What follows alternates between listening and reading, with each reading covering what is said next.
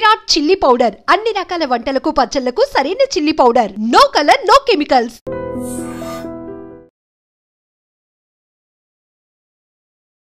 Virgin Boys producer Raja Darapaneni గురించి ఇప్పుడు ఆయన ఇండస్ట్రీలో హాట్ టాపిక్. ఆడెవడో పొలసక్కవాడంట, ఆడికి 2 టమాటాలు లేవు కానీ వాడు 1 టమాటా రివ్యూ ఎలా ఇస్తాడు? ఈ రోజు మిమ్మల్ని నేను ఇంటర్వ్యూకి పిలిచానంటే కారణం ఏంటంటే వర్జిన్ బాయ్స్ సక్సెస్ అవ్వడము, లేకపోతే వర్జిన్ బాయ్స్ స్క్రీన్లు పెరగడము, కలెక్షన్ బాగుండము ఇది కాదు. నిజంగా ఆ పూలచొక్క నవీన్ అనే వ్యక్తి మిమ్మల్ని రివ్యూ ఇవ్వడానికి 40,000 కావాలని మిమ్మల్ని అప్రోచ్ అయ్యాడా? సో నా దృష్టికి వచ్చింది, నేను క్షమించడానికి నేరంలాగా దీన్ని పరిగణించా. నేను డబ్బులు ఇవ్వడానికి నాకు ఇబ్బంది కాదు. మీ దగ్గర ఉన్న ప్రూఫ్స్ ఉన్నాయా? ఉన్నాయి.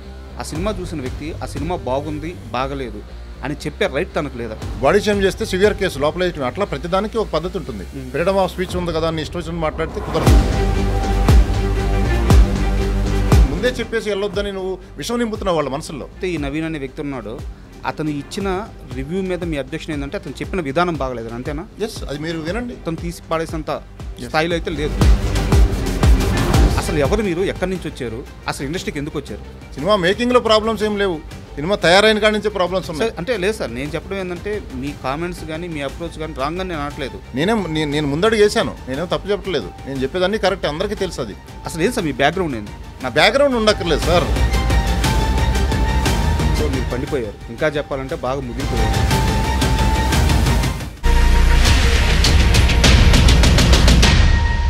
Hi, welcome to iDream. Virgin Boys ఓ చిన్న సినిమాగా రిలీజ్ అయిన ఈ మూవీ ఇప్పుడు ఇండస్ట్రీలో హాట్ టాపిక్ అయింది. అండ్ రోజు రోజుకి ఈ సినిమా స్క్రీన్లు పెరుగుతున్నాయి, థియేటర్లు పెరుగుతున్నాయి. అయితే ఇప్పుడు ఈ ఇంటర్వ్యూ వర్జిన్ బాయ్స్ సక్సెస్ గురించి కాదు, virgin Boys producer Raja Darapaneni గురించి. ఇప్పుడు ఆయన ఇండస్ట్రీలో హాట్ టాపిక్, ట్రెండింగ్ టాపిక్. ఆయన ఏం మాట్లాడినప్పుడు సంచలనం అవుతుంది. ఇప్పుడు రాజా గారు మనతో ఉన్నారు, ఆయన అడిగి మరిన్ని విషయాలు తెలుసుకుందాం. హాయ్ రాజా గారు. నమస్తే అండి, అందరికీ నమస్తే సార్. ఇప్పుడు ఇండస్ట్రీలో అంటే ఒక్కో టైంలో ఒక్కో పర్సన్ హైలైట్ అవుతూ ఉంటారు సార్ ఇండస్ట్రీలో. కాకుంటే వాళ్ళందరూ ఏంటంటే ఒక 10 ఏళ్ళ నుంచి, ఒక 12 ఏళ్ళ నుంచి ఇక్కడ ఉండిపోయి పాతుకుపోయి సినిమాలు తీస్తూ వాళ్ళ సక్సెస్ మాట్లాడి, సో వాళ్ళ ఫెయిల్యూర్ల వల్ల కష్టపడి ఇట్లా జనాల్లో టాపిక్ అవుతూ వాళ్ళందరికీ జనాలకి బాగా నోటెడ్ అయిపోతారు. బట్ మీరు తీసింది ఒక్క సినిమా, పెట్టింది 2 ప్రెస్ మీట్లు, ఇప్పుడేమో ఇండస్ట్రీ మొత్తం మీ గురించే మాట్లాడుకుంటూ ఉంది. సో ఏం జరుగుతుంది అసలు మీ చుట్టూ? నేను ఇందులోకి దిగిన ఇన్స్టెంట్ ట్రైనింగ్ ఉంటుంది. అంటే ట్రైనింగ్ అంటే ఇన్స్టెంట్ పికప్ ఉంటుంది. కార్లకు కనుక ఇన్స్టెంట్ పికప్ ఉంటుంది. నేను యాక్చువల్లీ చదివింది బిట్స్ పిల్లని, అప్పుడు దాకా తెలుగు మీడియం చదివింది.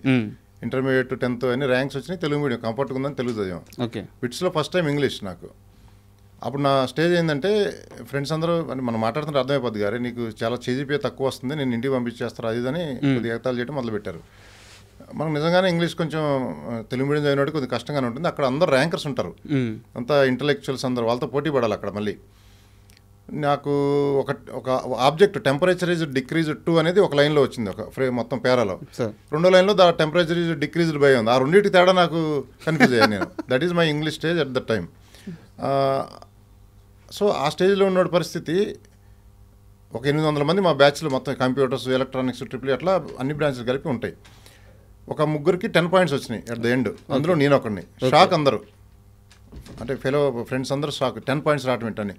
అంటే చెప్తున్నా, మీరు అడిగారు కాబట్టి సెన్సేషన్ అనేది నాకు అది కూడా ఒక సెన్సేషనే. తెలుగు మీడియం చదివి ముగ్గురికి 800 మందిలో అందరూ ర్యాంకర్సే, అందులో ముగ్గురికి 10 రావడం అనేది ఇందాక చెప్పిన ఎగ్జాంపుల్. అక్కడ నుంచి అంటే నాకు కొంచెం. సో మీరు ఎక్కడికి వెళ్ళినా మీ బిహేవియర్ కానీ, మీ అప్రోచ్ కానీ, మీ మైండ్ సెట్ కానీ డిఫరెంట్గానే ఉంటుంది, స్పీడ్ ఉంటుంది.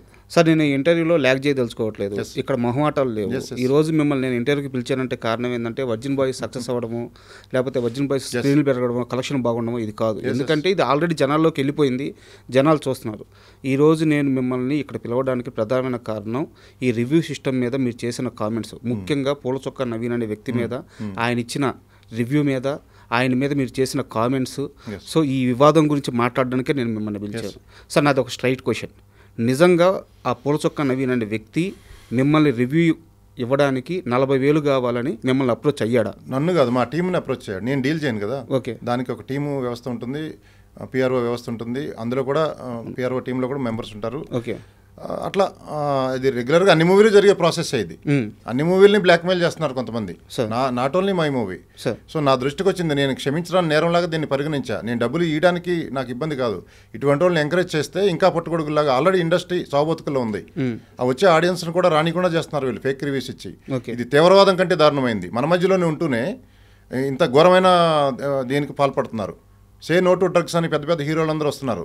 ఇది చెట్టు కొమ్మ మీదే ప్రాబ్లమ్స్ ఉన్నాయి, చెట్టు మీదే మన ఇండస్ట్రీలో problems. Say no to drugs లాగా మీరు ఎలా వస్తున్నారో దానికంటే ముందు ఇట్లాంటి వాటికి రావాలి. Say no to fake reviews.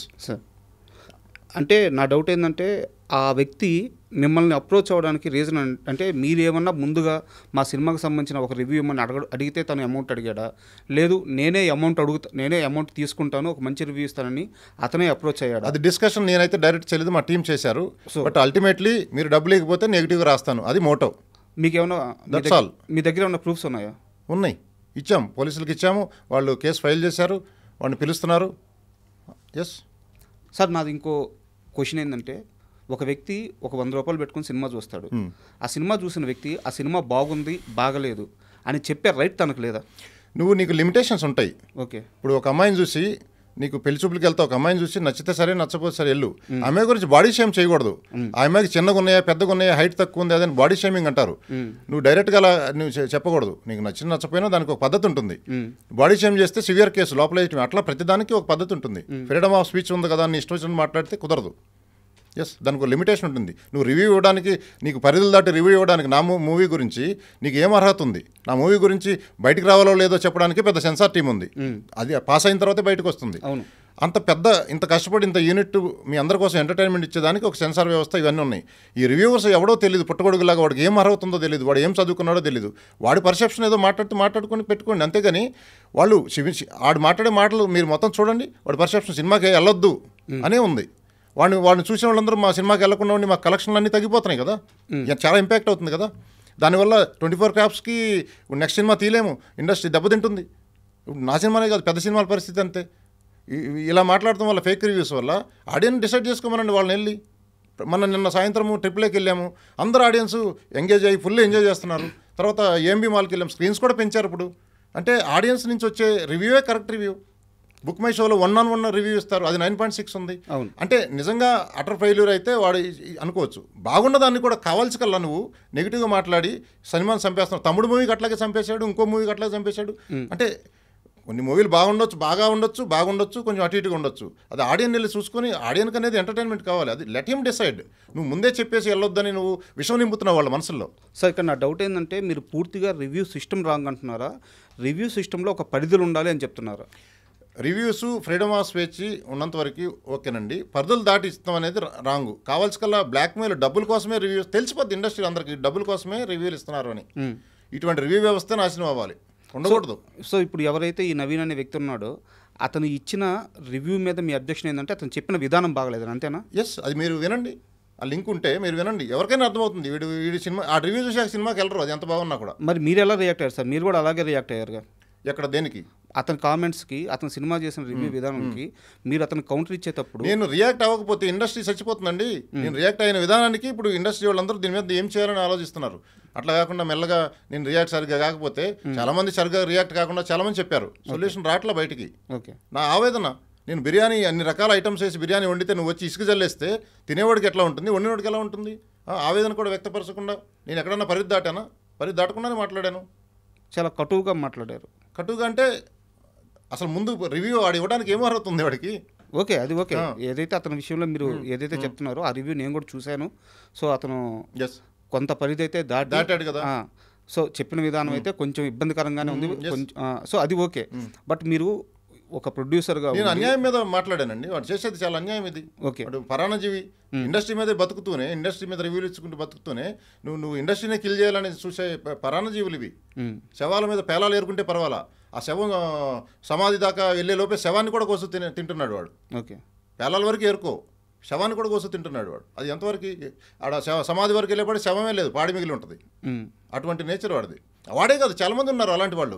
ఇలా వదిలేస్తే, నేను అలా స్ట్రాంగ్గా మాట్లాడకపోతే ఇటువంటి పుట్టగొడుగులు లేచి చాలా ఇంకా ముందు ఇండస్ట్రీ మొత్తానికి థ్రెట్ వాళ్ళ చేతుల్లోకి వెళ్ళిపోతుంది. మాఫియా, మేము రివ్యూలు మీరు డిమాండ్ చేసింది ఇకపోతే మీ మూవీని చంపేస్తాం, దట్స్ ఆల్. ఇది ఒక వెపన్స్ లాగా తయారు మూవీని చంపేయడానికి. ఇప్పుడు ఇదే వర్జిన్ బాయ్స్ మూవీకి సంబంధించి ఒక 30 సెకండ్లో నేను ఒక చిన్న రివ్యూ ఇస్తాను. ఇప్పుడు నన్ను కూడా తిడతారా? ఇవ్వండి, తిడతామని కాదు, మీరు ఇచ్చే రివ్యూ సెన్సిబుల్గా ఉంటే ఓకే సార్. నేను ఇప్పుడే రివ్యూ చెప్తాను. నిన్న మీరు ఏ థియేటర్లో అయితే వచ్చారో అదే థియేటర్లో నేను కూడా షో చూస్తున్నాను. సో మీరు షో మధ్యలో వచ్చారు మీ టీం అంతా. సో నేను చూశాను. నాకు వర్జిన్ బాయ్స్ మూవీ వచ్చేసి సో ఒక 3 జంటలు. సో లైఫ్లో ఒక ఆ ఏజ్ గ్రూప్ పీపుల్ ఎలా ఉంటారో అలాంటి ఒక మైండ్ సెట్తో సో కొంచెం బోల్డ్ అప్రోచే ఉంటుంది మూవీలో. సో వాళ్ళు ట్రావెల్ అయ్యేటప్పుడు ఒక ఫన్నీగా ఆ మూవీ స్టార్ట్ అవుతుంది.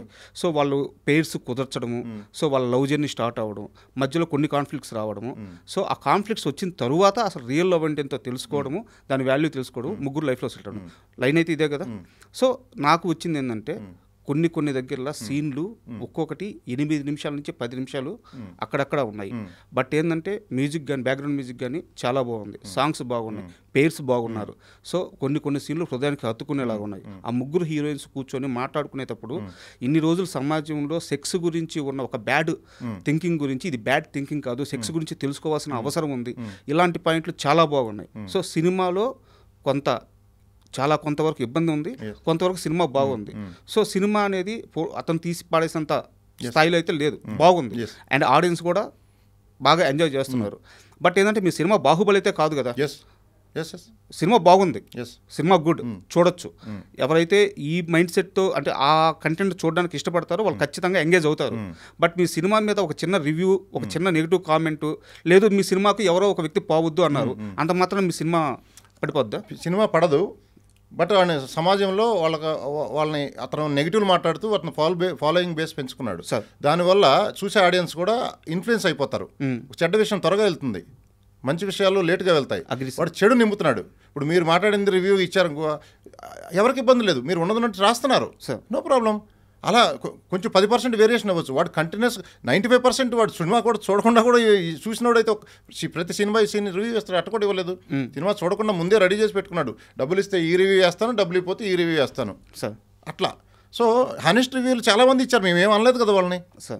అసలు జర్నలిస్టులు చాలామంది హానెస్ట్ రివ్యూలు వెబ్సైట్స్ అన్నీ ఇచ్చారు. వాళ్ళు ఏమి ఇచ్చినా నో ప్రాబ్లం. వాళ్ళు హానెస్ట్గా ఇచ్చారో లేదో తెలిసిపోతుంది మనకి. డబ్బుల కోసం ఇచ్చాడో హానెస్ట్గా ఇచ్చాడని. ఇట్లా డబ్బుల కోసం ఇచ్చిన వాళ్ళు పసిగట్టి కొంతమంది ఉన్నారు, వాళ్ళని పసిగట్టడం తెలిసిపోతుంది చూస్తే ఎవరికైనా. సార్ ఇప్పుడు ఈ ఇష్యూ అంతా నడిచిన తర్వాత ఈ 2 రోజుల్లో మీరు అతన్ని అప్రోచ్ అవ్వడం కానీ, అతను మిమ్మల్ని అప్రోచ్ అవ్వడం కానీ, ఫోన్లో మాట్లాడుకోవడం కానీ ఏం జరగలేదు? నాకు అతను అసలు తెలియని కూడా తెలియదు. ఓకే, అతను పోలీసులే ట్రేస్ చేసి పట్టుకోవాలి అతను ఎక్కడున్నాడో ఏంటో. నేను అతనితో ఎప్పుడు డైరెక్ట్ మాట్లాడాలి, అతను నాతో మాట్లాడాల. ఇప్పుడు ఈ కేసు ఏ సెక్షన్ల కింద ఫైల్ చేశారు సార్? కేసు ప్రాసెస్ ఎలా ఉంది? కేసు నాకు జరిగిన అన్యాయం అంతా నేను ఫైల్ చేశాను. ఓకే, ఆ సెక్షన్లో అంతా వాళ్ళు జోడిస్తారు.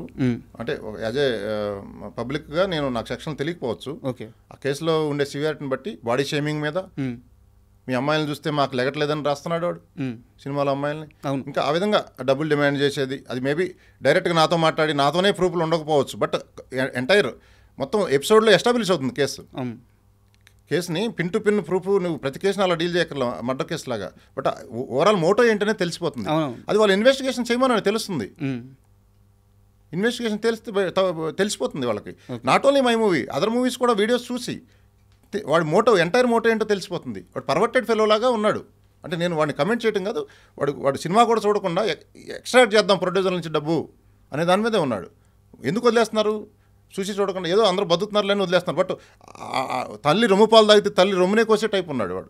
సార్ అంత దారుణంగా ఉంది నేను చెప్పేది. అది ప్రోడక్ట్ అంతా ఒక పక్కన ఆడియన్స్ ఓటీటీలకు అలవాటు పడి సినిమా థియేటర్ రాని సమయంలో ఆ వచ్చే కొద్ది గొప్ప ఆడియన్స్ని వీళ్ళు కిల్ చేసేస్తే ఆడియన్స్కి వచ్చి ఎంటర్టైన్మెంట్ని చంపేస్తున్నాడు, ప్రొడ్యూసర్ని చంపేస్తున్నాడు. ఇండస్ట్రీ మొత్తం 24 hours అందరు నాశనం అయిపోద్ది. అందరికీ లాసే కదా. నువ్వు ఇండస్ట్రీ మీద బతుకుతున్నావు కదా. ఇండస్ట్రీ అనేది it's not a small movie industry. అందరికీ ఎంటర్టైన్మెంట్ ఇచ్చేది. ఎంటర్టైన్మెంట్ అనేది ప్రతి ఒక్కరికి కావాలి. ఎంతో కష్టపడి కోట్ల రూపాయలు పెట్టి ఒక పెద్ద టీము, పెద్ద సినిమాలు అయితే 2 ఏళ్ళు 3 ఏళ్ళు బాహుబలి లాంటివి ఎంతో కష్టపడి చూస్తే బాహుబలి కూడా రివ్యూకి వెయిట్ చేయాలి, చూసి వెళ్ళే పరిస్థితులు ఉన్నాయి. 2-3 రోజుల తర్వాత ఏం రివ్యూ ఇచ్చాడు, ఎవరికి ఇచ్చినా 5 లోపు రేటింగ్లు ఇస్తారు. వీళ్ళేదో జడ్జిల్లాగా వాడికి ఏం అర్హత ఉందని రేటింగ్లు ఇస్తారు. అసలు ఈ రేటింగ్ వ్యవస్థే మారాలండి. నీ ఒపీనియన్ నువ్వు అంతే. జస్ట్ నువ్వు సినిమాను కిల్ చేసే విధంగా రేటింగ్ ఇవ్వద్దు. There is a barrier. అది మాకు తెలిసిపోతుంది, ఎవరికైనా తెలుస్తుంది వీడు కావాల్సిన ఇచ్చాడో ఏమి ఇచ్చాడు అనేది. అది ఆడియన్స్ ట్రాప్లో పడుతున్నారు. ట్రాప్లో పడి దానివల్ల నా కలెక్షన్లు అన్నీ తగ్గినాయి. 150,000 మంది వాడు వీడియో చూసి 150,000 మందిలో సగం మంది వెళ్ళినా నాకు ₹1 లాస్ వాడి వల్ల. ఇప్పుడు సార్ ఇంకా రేపు ఇంకెంతమంది చూస్తారో వాడి వీడియోలు. అంటే నా చిన్న మూవీ కోటికి వాడి వల్ల 1 కోటి నాకు లాస్ అనుకోండి, పెద్ద మూవీలకి 10 కోట్లు రాసి ఉండొచ్చు. అది వైరల్ అయిపోయి ఇంకెక్కడెక్కడో ఏ సినిమా ఏం చూస్తాం రా వీడు రివ్యూ ఇచ్చాడు, వాడు ఇన్ఫ్లుయెన్స్ అవుతున్నాడు, ఇన్ఫ్లుయెన్స్ చేస్తున్నాడు సమాజాన్ని. ఓకే. సో వాళ్ళని పసిగట్టి దాన్ని స్టార్టింగ్లోనే అరికట్టకపోతే కారుకు 4 చక్రాలు ఉంటాయని చెప్పాను నేను. జ్యుడిషియల్, లెజిస్లేటివ్, ఎగ్జిక్యూటివ్ 3 చక్రాలు అయితే 4వ చక్రం జర్నలిజంలో ఉండేవాళ్ళు అంత పెద్ద తప్పులు అయితే చేయట్లేదు. జర్నలిజం కాని వాళ్ళు జర్నలిస్ట్ ముసుగులో ఎక్కడో వెబ్సైట్ పెట్టుకొని యూట్యూబ్లు పెట్టుకొని under the umbrella of journalism కారుకు టైర్ పంచర్ వేస్తున్నారు. జర్నలిజం అనే టైర్కి, ఆ టైర్కి పంచర్ ఇప్పుడే ఆదిలోనే పంచర్ సరి చేయకపోతే కారు ముందుకెళ్తే టైర్ మొత్తం నలిగిపోతుంది, నాశనం అయిపోతుంది. సో అది ఆ పంచర్ ఇప్పుడే సరి చేసుకోండి అని చెప్తున్నాను. దాంట్లో అందరూ భాగస్వాములే, ప్రొడ్యూసర్లే కాదు, ప్రొడ్యూసర్లు, డైరెక్టర్లు, హీరోలు అందరూ కూర్చొని దీన్ని ఏం చేయాలి, అందరికీ దెబ్బ ఇది. మీరు ఒక్కడో మూవీ చూసారా మహేష్ బాబుది? చూశాను, ఇప్పుడు గుర్తులేదు సీన్లో, బట్ చూశాను. దాంట్లో భూమికని తీసుకెళ్ళిపోయేటప్పుడు ప్రకాష్ రాజ్ వచ్చేసి లారీలు వేసుకుని వచ్చి కారు దగ్గర, ఇంకా ఆ కారులో వాళ్ళు ఆగిపోతారు, వీళ్ళంతా లారీలు వేసుకొచ్చి సరౌండ్ చేస్తారనమాట. అప్పుడు ప్రకాష్ రాజ్ అడుగుతాడు, ఎవరురా నువ్వు సడన్గా వచ్చి ఇంత చేసి అమ్మాయిని తీసుకెళ్ళిపోతున్నావు అని. అట్టా ఎవరు సార్ మీరు అసలు? ఒక సినిమా తీశారు, 2 ప్రెస్ మీట్లు పెట్టారు, అందరికీ వాయిస్ చేస్తున్నారు, ఇండస్ట్రీలో ఉన్న సమస్యలు అన్నిటి మీద మాట్లాడుతున్నారు. మీ మూవీ రిలీజ్ కాకముందే మూవీ ఇండస్ట్రీలో ప్రొడ్యూసర్లకు ఉన్న సమస్యల గురించి, మహా అయితే ఇక్కడ మొత్తం టర్నోవర్ ఒక 10,000 కోట్లు, నిర్మాత ఒక్కడే ఎందుకు కష్టపడాలి, సో అందరినీ భాగస్వామ్యం చేద్దాం, ఈవెన్ ఆడియన్స్ని కూడా భాగస్వామ్యం చేద్దాం అంటున్నారు. నిర్మాత కష్టాల గురించి మాట్లాడుతున్నారు, హీరోయిన్లు ఆ యాక్టర్స్ యొక్క వాళ్ళ బాధ గురించి, వాళ్ళ పెయిన్ గురించి చెప్తున్నారు, సినిమా జర్నీ గురించి చెప్తున్నారు. ఈవెన్ నాకు తెలిసి ఇప్పుడు మీరు డిస్ట్రిబ్యూషన్లో కూడా భాగంగా కాబోతున్నారు అనుకుంటాను. ఈ సినిమాని సీడెడ్ మీరు డైరెక్ట్ డిస్ట్రిబ్యూట్ చేశారు. సో మొత్తం గెలికేస్తున్నారు. అసలు ఎవరు మీరు, ఎక్కడి నుంచి వచ్చారు, అసలు ఇండస్ట్రీకి ఎందుకు వచ్చారు? ఇండస్ట్రీకి ఎవరైనా రావచ్చు, అవును, ప్యాషన్తో రావాలి వచ్చేవాళ్ళు. డబ్బులు ఉన్నాయి కదా అని రాకూడదు. డబ్బులు పెట్టి నువ్వు ప్యాషన్గా నేర్చుకో. నువ్వు సినిమా తీయటం మొత్తం రిలీజ్ చేసి మళ్ళీ డబ్బులు రికవరీ చేసుకుని వచ్చేవరకు ఒక ఇంజనీరింగ్ చదివినంత సబ్జెక్ట్, దానికంటే ఒక డాక్టర్ మెడిసిన్ చదివినంత సబ్జెక్టు, ఒక ఎంటర్టైన్మెంట్ అనే కాలేజ్ పెడితే దాంట్లో నువ్వు ఫీజు గట్టి చదువుకున్నట్టు. నువ్వు పెట్టే 2 కోట్లో 3 కోట్లో 5 కోట్లో 100 కోట్లో ప్రొడ్యూసర్ పోయిందంటే ఆ పోయిన డబ్బులతో ఇంత నేర్చుకున్నాడని అర్థం. ఆ కనీసం నేర్చుకునే నీ దగ్గర అవగాహన నేర్చుకోవడానికన్నా రెడీగా ఉండు. మీరు ఎక్కడ నేర్చుకుంటున్నారు? అందరికీ నేర్పిస్తున్నారు. నేర్పించడం కాదు, నాకు ఒక్క సినిమాకి నాకు వచ్చిన నాకు అందులో ఆటుపోట్లు, లోపాలు, ఎక్కడ ప్రాబ్లమ్స్ ఉన్నాయి, ఎందుకు నేను అడ్రస్ చేయకూడదు? దానికి 10 సినిమాలు తీయాల్సిన అవసరం లేదు. కరెక్ట్గా ఇన్వాల్వ్ అయితే ఒక సినిమాలో తెలిసిపోతాయి.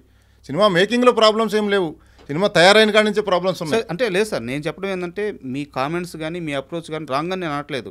యాక్చువల్గా ఇప్పుడు ఇండస్ట్రీలో ఉన్న సమస్యలు ఇవన్నీ. బట్ ఏంటంటే నా డౌట్ ఏంటంటే పెద్ద నిర్మాతలు కూడా చాలామంది ఓపెన్ అవ్వలేక ఒక భయంతో కానీ లేకుంటే మనకెందుకులే అనుకొని వెళ్తున్న క్రమంలో మీరు మీ వాయిస్ రేజ్ చేస్తారు. ఎవడో కూడా ముందు అడిగేయాలి కదా సార్, నేను వేసాను, I'm ready, I'm daring person. అసలు ఏం సార్ మీ బ్యాక్గ్రౌండ్ ఏంది? నా బ్యాక్గ్రౌండ్ ఉండక్కర్లేదు సార్. లేదు సార్, అంటే ఎక్కడి నుంచి వచ్చారు? మాది అగ్రికల్చర్ ఫ్యామిలీ. నేను కృష్ణా జిల్లా అగ్రికల్చర్ ఫ్యామిలీ. తర్వాత నేను 7th క్లాస్ నుంచి బయటకు వెళ్ళిపోయాను. బ్యాక్గ్రౌండ్ ఇప్పుడు నీకు మోడీ వాళ్ళ ఏం బ్యాక్గ్రౌండ్? చాయ్ వాళ్ళ మోడీ. అట్లా ప్రతి ఒక్కరికి బ్యాక్గ్రౌండ్ ఉండక్కర్లా, ఎక్కడికో వెళ్ళిపోతుంటారు. కామన్ సెన్స్తో కాదు, బ్యాక్గ్రౌండ్ ఉన్న వాళ్ళు అందరూ మాట్లాడతారా? ఎందుకు అబద్ధాలు చెప్తున్నారు? దేనికి సార్? మీ బ్యాక్గ్రౌండ్ నేను కనుక్కున్నాను, చెప్పండి. ఇప్పుడు సెంట్రల్లో ఉన్న ఎంపీలు కానీ మినిస్టర్స్ కానీ వాళ్ళలో చాలామంది మీతో డైరెక్ట్ ఒక్క ఫోన్ కాల్తో మీరు అప్రోచ్ అవ్వగలరు. మీకు real estate business. So background లేదంటారు ఏంది? ఇది చాలా పెద్ద తలకాయ. ఇది నేను పుట్టుకతో బ్యాక్గ్రౌండ్ లేదు నాకు. ఓకే, నేను కాలక్రమేణా నేను ఎదుగుతుంటే నేను పర్సనల్గా ఇంటరాక్ట్ అయినప్పుడు మనుషులు నచ్చితే వదలరు, అట్లా నన్ను వదలరు ఎవరు. ఇప్పుడు ట్రాన్స్పరెన్సీ ఉండి ఒక లవ్ అండ్ ఎఫెక్షన్ ఉండే మనిషిని ఎవరు వదలరు సార్.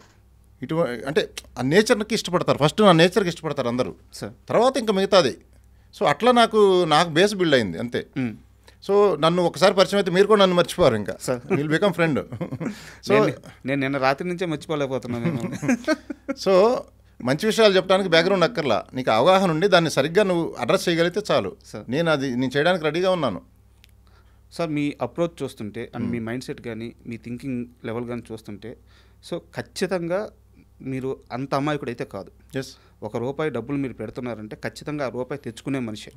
ఇక్కడ నా డౌట్ ఏంటంటే సినిమా ఇండస్ట్రీలోకి రాకముందు నాకు తెలిసి మీ లైఫ్ చాలా ప్రశాంతంగా ఉంది, వెల్ సెటిల్డ్. బట్ ఇక్కడ ఇండస్ట్రీలో సక్సెస్ రేట్ ఎంతో మీకు తెలుసు, 2 నుంచి 4% ఇండస్ట్రీ సక్సెస్ రేటు. ఇలాంటి ఒక ఇండస్ట్రీలోకి ఎందుకు వచ్చారు? ఎందుకు డబ్బులు పెట్టాలనిపించింది? ఇప్పుడు నాకు తెలిసి నెక్స్ట్ కూడా మీరు చాలా అగ్రెసివ్ అప్రోచ్తో వెళ్ళబోతున్నారు ఇండస్ట్రీలో. సో ఎందుకు ఇక్కడ మీరు ఇక్కడ ఉండాలని ఎందుకు నిర్ణయించుకున్నారు? ఇప్పుడు ఇండస్ట్రీలోనే ఉండాలనేది ఏం లేదు, ఇండస్ట్రీ కూడా మనం ఎందుకు చూడకూడదు.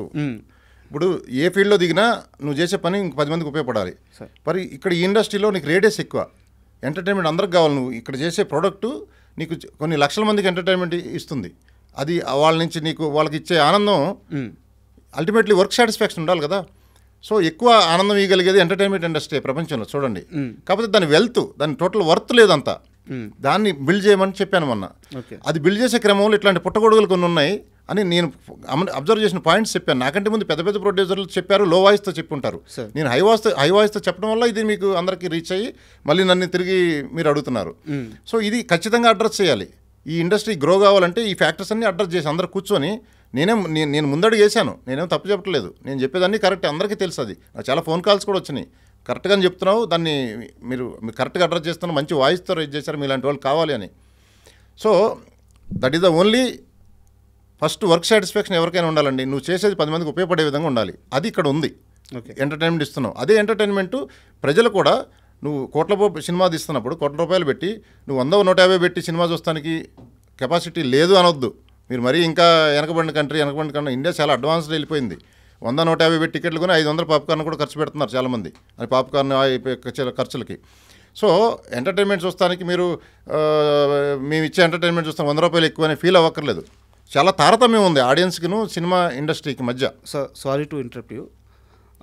ఇప్పుడు మీరు ఆడియన్స్ గురించి ఒక మాట అన్నారు సార్. నేను మాట చెప్పానా, జనాలకి థియేటర్కి రావడానికి డబ్బులు ఖర్చు అవ్వట్లేదు సార్, థియేటర్కి వచ్చిన తర్వాత ఖర్చు అవుతున్నాయి.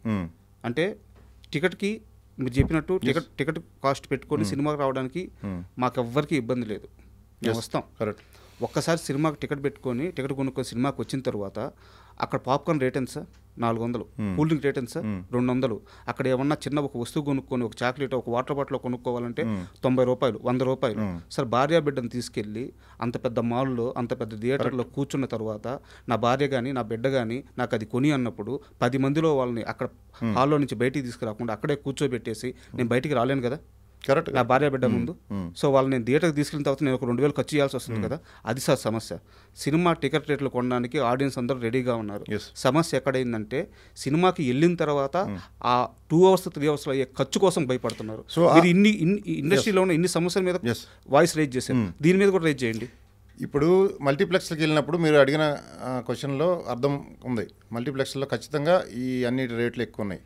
అంటే ఒక పాప్కార్న్ వాల్యూ చేయదు ఆ సినిమా. ఇప్పుడు చేయట్లేదు కదా సార్. అదే కదా చేస్తున్నారు. 150 రూపీస్ టికెట్ ఉంటే మిగతా ఖర్చులన్నీ ఒక్కొక్క ఐటమ్ 5 కొంటే 500-600 అవుతుంది. అవును. అంటే ఆడియన్ను ఈ 150 రూపీస్కి రాకపోవడానికి అదే పెద్ద ఒక one of the main reason. అది దాన్ని కూడా కరెక్ట్గా అడ్రస్ చేయాలి. గవర్నమెంట్తో మాట్లాడి ఈ ఇండస్ట్రీ గ్రో అవ్వాలంటే మేబీ దాని రేట్లు తగ్గించడమో, లేకపోతే అక్కడ పాప్కార్న్ పెట్టే వాళ్ళకి గవర్నమెంట్ నుంచి సబ్సిడీ కొంత ఇవ్వడమో, ఏదో ఒకటి ఒక ఫార్మాట్ ఆలోచిస్తే వస్తుంది ఆన్సర్ దానికి. అంటే నేను ఆ క్వశ్చన్ అడగడానికి కారణం ఇదే సార్. ఎందుకంటే మీరు అన్నిటి మీద క్వశ్చన్ రేజ్ చేస్తున్నప్పుడు కరెక్ట్ అది కరెక్ట్. అది సింగిల్ స్క్రీన్స్లో ఎలా ఉన్నాయనేది నాకు తెలియదు రేట్లు, బట్ మల్టీప్లెక్స్లో అయితే ఈ ప్రాబ్లం ఉంది. నేనే ఫేస్ చేశానండి ప్రొడ్యూసర్ని. నేనే వాటర్ బాటిల్ కొనడానికి వెనక ముందు ఆలోచించేవాడిని. ఓకే, ఇంక సామాన్య పరిస్థితి. చిన్న బాటిల్ ఉందా అంటాను, ఇంక కొంచెం 2 గుట్టలే తాగడానికి, లేదని పెద్ద బాటిలే అమ్ముతాడు వాడు. ఇది మాఫియా అక్కడ కూడా తయారైంది. ఓకే, చిన్న బాటిల్ ఇప్పుడు అది మళ్ళీ థియేటర్లోకి తీసుకెళ్ళొచ్చు, లేదు అసలు నీళ్ళు కొంచెం తాగాలి, చిన్న బాటిల్స్ పెట్టుకోవచ్చు కదా. సో ప్రతి చోట దోచుకోవాలని ఉన్నారు, బట్ సినిమా రేట్ కంటే అవే ఎక్కువ ఉన్నాయి. అంటే పాప్కార్న్ వాల్యూ చేయట్లా సినిమా. బాహుబలి అయినా అంతే, ఏదైనా అంతే, 2 గంటల ఎంటర్టైన్మెంట్ ఇస్తున్నాం. అది ఎప్పటికీ ఉంటుంది. అది ఒక మెమరీ. సినిమా అనేది ఒక లైబ్రరీలో బుక్ లాంటిది. అది మళ్ళీ చూడు ఓటీటీలో లైబ్రరీలో బుక్ నచ్చితే మళ్ళీ ఇంకోసారి చదువుకో. ఓటీటీకి ఇక్కడ చూస్తానికి తేడా ఉంది. వేడివేడిగా బిర్యానీ వండితే అక్కడే తింటే ఎలా ఉంటుంది, 2 రోజులు ఫ్రిడ్జ్లో పెట్టుకొని వేడి చేసి తింటే ఎలా ఉంటుంది, అది ఓటీటీ. ఇది వేడివేడిగా తింటున్నట్టు. దీని ఎక్స్పీరియన్సే వేరు. ఆ ఎక్స్పీరియన్స్ని ఎంజాయ్ చేస్తే అదొక కిక్కు. దానికేం ట్యాబ్లెట్ లేదు కదా ఆ కిక్ రావడానికి. ఎంటర్టైన్మెంట్ చేసి నవ్వుకోవడానికి ట్యాబ్లెట్లు ఏం లేవు కదా, ఏం కనిపెట్టలేదు కదా, 100 కోట్ల మెడికల్ కంపెనీలు ఉన్నాయి. సో ఇటువంటి ఎంటర్టైన్మెంట్ ట్యాబ్లెట్ ఇచ్చేదే ఈ సినిమా ఇండస్ట్రీ, ఈ సినిమా అనేది. సో ఆ సినిమా 1-2 గంటలు ఒక ట్యాబ్లెట్ వేసుకుంటే వాడికి ఫుల్ జోష్ వచ్చేస్తుంది. మన వజ్జిన బాయ్స్ కూడా అంతే. ఈవెన్ యంగ్స్టర్స్ లేకపోతే పెద్దవాళ్ళు చూడండి, వాడు డల్గా ఉండేవాడు కూడా హుషారు అయిపోతాడు. ఒక్కటిసారి పాజిటివ్ దృక్పథంతో చూడాలి. ఏదైనా పాజిటివ్ దృక్పథం చూస్తే అన్ని సొల్యూషన్ దొరుకుతుంది ప్రతిదానికి. మీరు బాగా గట్టిగా వాడుతున్నట్టున్నారు. అంతే సార్, 2 కులాలు మతాలు ప్రపంచంలో, పాజిటివ్ పీపుల్, నెగిటివ్ పీపుల్. నేను మాట్లాడుతుంటే ఏదో యోగా గురువు అనుకుంటారు, అవన్నీ కాదు. ప్రాక్టికల్గా మాట్లాడితే ఈ రెండిట్లో పడతారు ప్రతి ఒక్కళ్ళు. పాజిటివ్ థింకింగ్ అది ఉంటే నీకు ప్రతి దానికి సొల్యూషన్ దొరుకుతుంది. ప్రపంచ యుద్ధాలు కూడా జరగవు. మన కేసీఆర్ గారు కూడా ఏదో అసెంబ్లీలో ఒక చిన్న ఇదే క్వశ్చన్ ఇలాంటిదే వచ్చింది. అంటే పాజిటివ్ దృక్పథంతో చూసినప్పుడు అది ఒక చెడ్డవాడిని కూడా మంచివాడిగా అనిపిస్తుంది. ఇప్పుడు ఒక పద్యం కూడా చెప్పాడు ఆయన, అన్నాతి గూడ హరుడవే అన్నాతిని గూడనప్పుడు అసుర గురుడవే అన్నా తిరుమల రాయ కన్నొకటి మిగిలే గాని కౌరవపతివే అని. అంటే ఒక కన్ను ఉన్నోడిని కూడా పొగడరా అంటే అట్లా పొగిడాడు కవి. ఒక కన్ను ఉన్నోడిని ఏం పొగుడాడు? ఆ పాజిటివ్ దృక్పథం ఉన్నప్పుడు పద్యం ఆటోమేటిక్గా వచ్చింది. అర్థమైంది కదా? పద్యం మీనింగ్ కావాలంటే మళ్ళీ చెప్తా, లేకపోతే కేసీఆర్ గారిది వీడియో ఎత్తికి దొరుకుద్ది దాని మీనింగ్ ఏంటనేది. అదిరిపోద్ది. ఆయన మహా చమత్కారాలు వేస్తాడు. ఆయన ఎక్స్పీరియన్స్కి ఇలాంటి పద్యాలు చాలా వస్తాయి ఆయనకి. నెక్స్ట్ ఏం సార్ డైరెక్షన్ చేయబోతున్నారా? డైరెక్షన్ నాకేం డైరెక్షన్ చేయాలని ఐడియా లేదు. దానికి డైరెక్టర్లు ఉన్నారు, మనం కూడా వాళ్ళది కూడా మనం లాగేసుకుంటే ఎట్లా? ఎవడు చేసే పని వాడు చేస్తే బెటర్. నాకు మీ ఫ్లో చూస్తే లాగేసుకునే తట్టే కనిపిస్తుంది. ఏం లేదు, తెలీదు. ఫ్యూచర్లో చేస్తే చేయొచ్చు. అది పెద్ద నేర్చుకొని చేయడం అది పెద్ద విషయం కాదు. ఇంత నేర్చుకునే వాళ్ళు ఎవ్రీథింగ్ ఈజ్ లెర్నింగ్. అది కూడా స్కిల్ అది సార్. ఇప్పుడు ఒక 3 days నుంచి మీరు ఇండస్ట్రీలో ఉన్న ఇన్ని సమస్యల మీద వాయిస్ రైజ్ చేసినప్పుడు ఇండస్ట్రీ నుంచి మీకు ఎలాంటి సపోర్ట్ వచ్చింది సార్? ఇండస్ట్రీ నుంచి నో నెగిటివ్ సపోర్ట్, అంత పాజిటివ్గానే ఉంది. ఓకే. బట్ మెల్లమెల్లగా నాతో మాట్లాడుతున్నారు కొంతమంది. అందరికి నేనంటే తెలియకపోవచ్చు, నెంబర్ లేకపోవచ్చు, బట్ అందరికీ తెలుసు ఈ మాట్లాడేది అంతా కరెక్ట్గా ఉంది. ప్రొడ్యూసర్ కౌన్సిల్లో కానీ కలిసిన వాళ్ళు కానీ వాళ్ళు అసలు మీలాంటి వాళ్ళు కావాలి ఇండస్ట్రీకి, ఇంకా అందరూ ఈ మూడ్లోకి రావాలి. అందరూ అనుకుంటున్నారు కానీ మాట్లాడలేకపోతున్నారు. బయట కొంతమంది మాట్లాడుతున్నారు, అక్కడితో అయిపోతుంది. దాని మీద సరైన యాక్షన్స్ తీసుకోవట్లేదు. ఇవన్నిటికీ మనం ఎవడొకడు ముందడుగు వేయాలి. నేను చిన్న ప్రొడ్యూసర్ పెద్ద ప్రొడ్యూసర్ అని కాదు, ఒక ఇష్యూని అడ్రస్ చేయడానికి కామన్ సెన్స్తో మాట్లాడుతున్నాను. నేను దిల్ రాజు గారిని కలిసే ఆలోచన ఉందా? దిల్ రాజు గారిని నేను మూవీకి ముందు కలిశాను. ఓకే. అంటే మామూలుగా నాకు ఆయన పరిచయం, మామూలుగా ఆయన సజెషన్ తీసుకోవడానికి వెళ్ళాను. ఆయన పాపం రోజు చెప్పేదే చెప్తున్నారు, ఇండస్ట్రీ పరిస్థితి బాగాలేదు రాజా, స్పీడ్గా వెళ్ళి గబగబా మూవీలు తీమాకు, కొంచెం మెల్లగా వెళ్ళు అని చెప్పారు నాకు. ఆ రోజే చెప్పారు. ఆయన చెప్పింది కరెక్టే 1000%. ఇండస్ట్రీ పరిస్థితి బాగాలేదు. ఏ యాంగిల్లో చూసినా ఇండస్ట్రీ పరిస్థితి అసలు బాగాలేదు. ఆఖరిలో రివ్యూవర్స్ కానించి, మొదటి నుంచి బడ్జెట్లు పెంచడం కానించి, హీరోల రెమ్యూనరేషన్ కానించి అన్నీ సరవ్వాలి. మొత్తం ఒక ఫార్మాట్ అంతా మారిపోవాలి. సార్ ఇప్పుడు నాకు ఒక క్వశ్చన్, మీరు ఈ సినిమా రిలీజ్కి ముందు ప్రెస్ మీట్లో మాట్లాడుతూ తెలుగు సినిమా పరిస్థితి చాలా దారుణంగా ఉంది, ఇక్కడ మొత్తం టర్న్ ఓవర్ తిప్పి కొట్లు ఒక 10 కోట్లు కూడా లేదు, ఇక్కడ 10,000 కోట్లు కూడా లేదు, ఇక్కడ ఓన్లీ నిర్మాతను మాత్రమే ఎందుకు భాగస్వామ్యం చేయాలి, మిగతా అందరూ ఒక హీరో దగ్గర నుంచి ఈవెన్ ఒక ప్రేక్షకుడి నుంచి కూడా వాళ్ళందరూ భాగస్వామ్యం అయితే దీన్ని ఒక షేర్ మార్కెట్ లాగా చేసేస్తే అని చెప్పి ఒక మాట మీరు అన్నారు. నాకు కాస్త వివరంగా చెప్తారు అది? సార్, ప్రపంచంలో ఉండే టాప్ 1000 బిలియనర్స్ తీసుకోండి. ఓకే. ప్రతి ఒక్కరు షేర్ మార్కెట్లోకి వచ్చే బిలియనర్ అయ్యాడు. అందులో ఇన్వెస్ట్ చేసిన 90% ఆఫ్ ద కంపెనీ, అందులో ఇన్వెస్ట్ చేసిన షేర్ హోల్డర్స్ వెల్త్ అంతా పెరిగింది. అవును. సో ఒక ఇండస్ట్రీ అంటే అది నా ఉద్దేశంలో. ఒక మనిషి మీద నడిచేది ఇండస్ట్రీ అన్నా, నేను ఫుల్ ఫ్లెడ్జ్డ్ ఇండస్ట్రీ కాదు. ఓకే. ఇప్పుడు ఏ కంపెనీ అని తీసుకోండి, అపోలో తీసుకోండి, గ్రూపు దివీస్ ల్యాబొరేటరీ తీసుకోండి, లేకపోతే ఇంకా ఏదైనా తీసుకోండి, ఏ కంపెనీ అయినా సరే స్టార్టింగ్లో వచ్చేది 500 కోట్లు 200 కోట్లతోనే వస్తారు. అవే 1,00,000 కోట్లు అయినాయి. స్విగ్గీ ఉంది, మా జూనియర్లు మాతో చదువుకున్న వాళ్ళు కదా, మా జూనియర్లు, స్విగ్గీ అనే కంపెనీ. అది చిన్న ఐడియా. దాన్ని మార్కెట్లోకి వస్తే 1,00,000 కోట్ల మార్కెట్ క్యాప్ అది అందరూ దాంట్లో ఇన్వెస్టిగేషన్లో వెల్త్ మెల్లమెల్లగా పెరుగుతుంది. వాడు కంపెనీలో ఎంప్లాయ్మెంట్ పెరుగుతుంది. సో అన్నిటికంటే పెద్ద ఇండస్ట్రీ సినిమా ఇండస్ట్రీ. టెక్నికల్ మాట్లాడితే ఇక్కడ దుమ్మినా దగ్గినా ప్రపంచం మొత్తం తెలిసిపోతుంది నిమిషాల్లో. దీనికి ఉండే క్రేజ్ అటువంటిది. అన్నీ బాగున్నాయి కానీ వెల్త్ లేదు. ఒక్క ప్రొడ్యూసర్ మీద అందరూ కలిసి భారం అంటే అందరూ రెమ్యునరేషన్ తీసుకునేదే. 24 క్రాప్స్ అందరికీ ప్రొడ్యూసర్ నుంచే డబ్బులు వెళ్ళాలి. అంతే. ప్రొడ్యూసర్ దగ్గర ఉండో లేకో అప్పులు తెచ్చో ఏదో చేస్తాడు ప్యాషన్తో. ఈ అందరూ తీసుకుంటారు హీరోల కాడ నుంచి, మళ్ళీ రిలీజ్ చేసి వీడు రిలీజ్ డిస్ట్రిబ్యూటర్లు ఎగ్జిబ్యూటర్ల నుంచి మళ్ళీ వాపస్ వీడికి రావాలంటే ఒక పెద్ద బ్యాగ్లో ఒక లారీ డబ్బులు పారేసి ఒకేసారి మిగతా ఏరుకుంటున్న పరిస్థితి ప్రొడ్యూసర్ది. నేనేమన్నా ముందే ఏరుకో తర్వాత పారాయి అంటున్నా. అంటే మీరు చెప్పేది ఏంటంటే ఒక ప్రొడక్షన్కి అయ్యే కాస్ట్ మొత్తం పెట్టుకొని రెమ్యునరేషన్స్ అందరూ భాగస్వామ్యం అయితే, రెమ్యునరేషన్స్ అని కాదు, ఇప్పుడు ఒక ప్రోడక్ట్ చేయడానికి ఇప్పుడు నేను చెప్పిన కాన్సెప్ట్లో నీకు కంపెనీ పెట్టారు, ట్రస్ట్ ఉండే ఒక ఆర్గనైజేషన్ కంపెనీ పెట్టింది. ఇప్పుడు పెద్ద పెద్ద మూవీ ఇండస్ట్రీ అదే మన వాళ్ళు సంస్థలు నమ్మకం ఉంటుంది కదా. నమ్మకం ఉన్నప్పుడు వాళ్ళు సపోజ్ పెట్టారనుకోండి ఒక లిస్టెడ్ కంపెనీ, నీకు కొంత పావుల వాటా వాళ్ళు పెట్టుకొని మిగతా 30 వదిలితే అందులో ఒకళ్ళిద్దరు హీరోలు కూడా 10 పైసలు తీసేసుకుంటే ఒక పెద్ద స్టార్లు 2-3, మిగతా ఒక పబ్లిక్ ఒక 50% వదిలేస్తే షేర్ ఒక్కొక్క 10 రూపాయలు అయితే, ఇప్పుడు నేను ఒక 1,00,000 షేర్లు కొనుక్కుంటా, ఇంకొకటి ఎవడో ఒక 50 షేర్లు కొనుక్కుంటాడు, బేదవాడు ఒక 100 షేర్లు అట్లా కొనుక్కుంటా ఉంటే ఆ 10 రూపాయలకి షేర్ వాల్యూ దీంట్లో సంస్థలో ఇన్ని డబ్బులు వస్తాయి. వచ్చినప్పుడు దాంతో నువ్వు చాలా సినిమాలు తీయొచ్చు, చాలా మందికి ఉపాధి కలుగుతుంది, కొత్త డైరెక్టర్లు వస్తారు, కొత్త ప్రొడ్యూసర్లు, కొత్త హీరోలు వస్తారు, కొత్త కెమెరామెన్లు వస్తారు, అంతా మొత్తం పెరిగి ఎంటర్టైన్మెంట్ అన్లిమిటెడ్ ఇస్తాం ఆడియన్స్కి. ప్లస్ ప్రొడ్యూసర్ మీద భారం ఎందుకు పడదంటే నువ్వు ఆడియన్స్ ఇన్వెస్ట్ చేస్తున్నారు ఇందులో. అవును, ఇన్వెస్ట్ చేసినప్పుడు వాడు టెక్నికల్గా ఏంటి వాళ్ళ వెల్త్ కూడా పెంచడానికి మనం ప్లాన్ చేసాం. అవును, నాట్ ఓన్లీ ఎంటర్టైన్మెంట్, నిన్ను కూడా భాగస్వామిగా చేసుకుని నీ వెల్త్ పెంచుతున్నాము. హీరోలు కూడా అదే ఆలోచించాలి, మీరే నా దేవుళ్ళు అని చెప్పేసి వెళ్ళిపోతే కాదు. ఒకసారి కొద్దిగా ఆలోచిస్తే మీ వెల్త్ కూడా పెంచడానికి మార్గాలు దొరుకుతాయి. హీరోలకే వాళ్ళకే ఎక్కువ, వాళ్ళు మాట్లాడిందే జనాల్లోకి ఎక్కువ వెళ్తుంది, వాళ్ళకి ఎక్కువ శక్తి వాళ్ళ దగ్గరే ఉంది. సో నేను చెప్పేది ఇంత నీకు మార్కెట్ క్యాప్ వచ్చి ఇంత డబ్బులు వచ్చినప్పుడు ఎక్కువ ప్రొడక్ట్స్ ఎక్కువ మూవీస్ చేయొచ్చు, అది జనాలకి ఎక్కువ ఎంటర్టైన్మెంట్ తీసుకెళ్ళచ్చు, జనాలే మోసుకెళ్తారు, వాళ్ళే ఇన్వెస్టర్లు కాబట్టి. బ్యాడ్ గుడ్ కంటెంట్ ఏముండదు. బఫేలో ఇన్ని ఐటమ్స్ ఉంటే ప్రతి ఐటమ్ తినగలిగిందే. ఒక్కొక్కటి బిర్యానీ నచ్చింది, ఒక్కొక్కటి కర్డ్ రైస్ నచ్చింది, దాని మీద వచ్చేసి రివ్యూవర్స్ ఇసుకు జల్లేస్తే ఎట్లా, ఎవడు తినలేకుండా. సార్ ఇప్పుడు ఈ ఒక్క సినిమాతో మీకు 10 సినిమాల ఎక్స్పీరియన్స్ వచ్చింది. Yes sir. సో మీరు పండిపోయారు, ఇంకా చెప్పాలంటే బాగా ముదిరిపోయారు. నెక్స్ట్ ఏం సార్? నెక్స్ట్ ఇంకా చాలా స్క్రిప్ట్స్ వస్తున్నాయి. వర్జిన్ గర్ల్స్ అని ఒక టైటిల్ అనుకుంటున్నాను. ఓ ఇంకోటి ఉందా? ఎస్.